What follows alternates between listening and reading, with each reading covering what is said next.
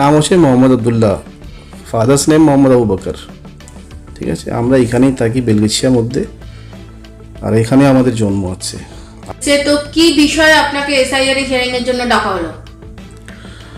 দেখুন, আমাদের যে পাঠিয়েছে লেটারটা, নোটিশ যেটা পাঠালো, ওই নোটিশে বলছে যে আমার মানে ফাদার্স থেকে লিঙ্ক ভালোভাবে বোঝা যাচ্ছে না। কিন্তু আমি প্রত্যেক ডকুমেন্টসটা দিয়েছি, পাসপোর্ট দিয়েছি, তার মধ্যে বাবার নাম আছে, আধার কার্ড দিয়েছি, বাবার নাম ওর মধ্যেও আছে। এবার বার্থ সার্টিফিকেট দিয়েছি, 1986-এর বার্থ সার্টিফিকেট দিয়েছি। আমরা এখানেই জন্ম নিয়েছি। আর আমার দাদা যে ছিল, দাদু, উনি বিহার থেকে এসেছিল। আজ ওইখানে জমিগুলো ছিল আমাদের। তো আমরা সবাই ইন্ডিয়ান। আমার বড় বক্তব্য হচ্ছে যে আমরা যদি ইন্ডিয়ান আছি তাহলে তো আমাদের ভোট দেওয়ার তো অধিকার আছে।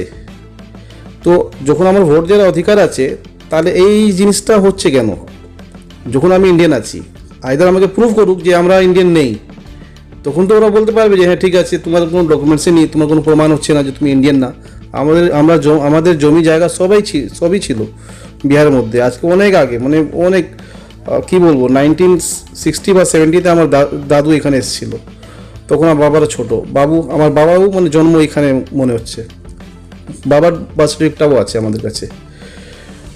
তো এইটাই আমি বলতে চাইছি, এই যে হ্যারাসমেন্ট হচ্ছে, কাজগুলো ছেড়ে আমরা যে এখানে মানে এই 2 দিন আমাদেরকে যেতে হলো, 2 দিন কি 3 দিন ডকুমেন্টস কালেক্ট করা, এবার বারে ওদের ডাকা, গিয়ে এখানে মানে নিজের কাজটা নষ্ট করে, আমাদের খুব মানে ভীষণ একটা ইম্পর্টেন্ট মিটিং ছিল, ওইটা আমরা ছেড়ে ওইখানে লাইন লাগিয়ে আমাকে পুরো কাজটা কমপ্লিট করতে হলো।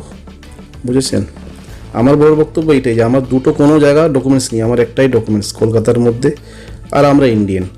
তো এবার আর কি প্রমাণ লাগবে ওদের? যদি দু জায়গা ভোট দিতাম তাহলে এখানে বাদ দিয়ে দিতে পারতো, বা আমরা যদি ইন্ডিয়ান না থাকতে পারতাম তখন আমরা এই করতে পারতো। কিন্তু জাস্ট যে প্রত্যেক স্টেটের মধ্যে 1 কোটি 2 কোটি লোক যে আছে, যে বাদ চলে যাচ্ছে, মানে ইলেকশন কমিশন বলতে চাইছে ওরা ইন্ডিয়ান না, ওরা ভোট দেওয়ার অধিকার রাখে না। তো আমি বলছি যে প্রত্যেক স্টেট থেকে যদি 1 কোটি 2 কোটি লোক যেটা বের হচ্ছে, ওদের কোথায় পাঠাবে? যদি ধরো ওরা ইন্ডিয়ান না, তাহলে ওদেরকে পাঠাবে কোথায়? ওদেরকে তো ইন্ডিয়ার মধ্যে রাখতে হবে বা কোথাও তো রাখবে। তার খরচাটা কে দেবে? কোনো দেশ তো ওকে অ্যাকসেপ্ট করবে না। টোটাল ইন্ডিয়া থেকে 20 কোটি লোক হয়ে যাবে। এখানে আমার একটা প্রশ্ন আছে যে ভারতীয় নয় সেরকম ভাবে এখনো অবধি সেরকম কোনো তালিকা তো সামনে আসেনি। প্রমাণ দিতে পারিনি তো। এত কোয়েশ্চেন করেছিল তো এর মধ্যে, পার্লামেন্টের মধ্যে, যে আপনি কোটা মানে ঘুষপেটিয়া পেয়েছেন। ওরা তো বলতেই পারছে না।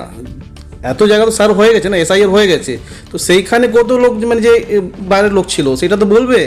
আজ পর্যন্ত তো একটা মানে দিতে পারলো না যে বাইরের লোকটা কোথায়, মানে ঘুষপেটিয়া তো কোথায়, যেটা বারবার ঘুষপেটিয়া বলছে। এটা